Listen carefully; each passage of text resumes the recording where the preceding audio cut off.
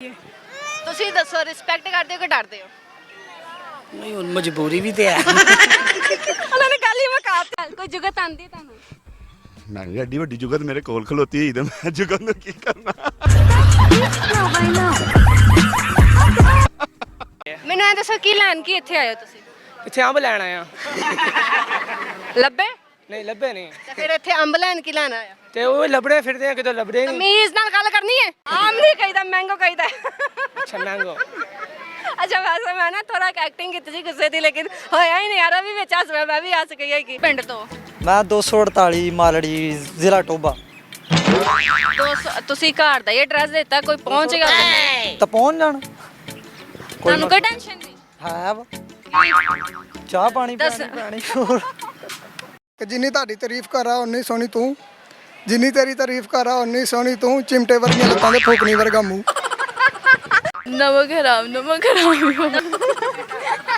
ਕੱਲੇ ਆਏ ਹੋ? ਹਾਂਜੀ। ਕਿਆ ਮਸ਼ੂਕ ਹੀ ਨਾ ਕੋਈ? ਨਹੀਂ ਮੈਂ ਬਰਾਤ ਲਿਆਣੀ ਸੀ ਨਾਲ।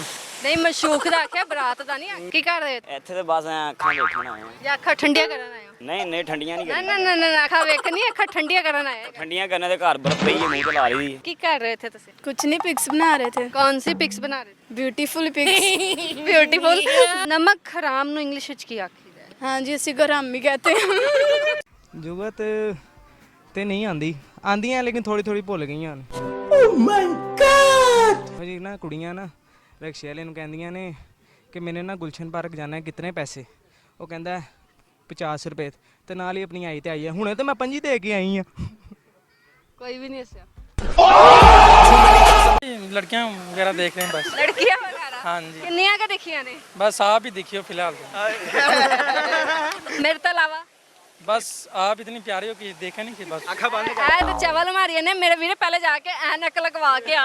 ऐनक वो गाड़ी में रह गई। काली लगवा भावे नजर दी लगवा, लेकिन ऐनक लगवा। तू सोना मैनू क्या है, मैनू नहीं लगता है कि तू सही गल की। क्रीम लगाती हो ना आप, क्रीम लगाती हो कि इसलिए आप वाइट हो। बता की फर्क है? दोने फ्री वाले काम है। ना होते इश्क ना होते मोहब्बत। ਜਦੋਂ ਤੱਕ ਤੁਹਾਡੇ ਵਰਗੀਆਂ ਪਿਆਰੀਆਂ ਕੁੜੀਆਂ ਤਿਆਰ ਹੋ ਕੇ ਆਣਗੀਆਂ, ਸਾਨੂੰ ਇਸ਼ਕ ਹੀ ਹੋਣਾ ਹੋਰ ਸਾਨੂੰ ਕੀ ਬਹਾਰ ਹੋਣਾ। ਇਸ਼ਕ ਲੜਕੀ ਨਾਲ ਹੁੰਦਾ ਹੈ, मोहब्बत लड़के नाल हुंदी ਮੁਹੱਬਤ ਲੜਕੇ ਨਾਲ ਹੁੰਦੀ ਹੈ। है, बगैरती नहीं हुंदी। ਕੁੜੀ ਟਾਈਮ ਪਾਸ ਕਰਦੀ ਹੈ। ਅਸੀਂ ਦੇਖੋ ਨਾ ਤੁਹਾਡੇ ਸਾਹਮਣੇ ਆ। ਤੁਸੀਂ ਸਾਡੀ ਵੀਡੀਓ ਕੱਟ ਕਰਾਤੀ। ਇਹ ਗਲਤ ਗੱਲ ਹੈਗੀ ਏ ਯਾਰ। ਭਾਈ ਵਾਲੇ ਨੇ ਫੋਨ ਕਰਕੇ ਕਹਿੰਦਾ ਮੈਨੂੰ ਲੱਭ ਲਵੋ।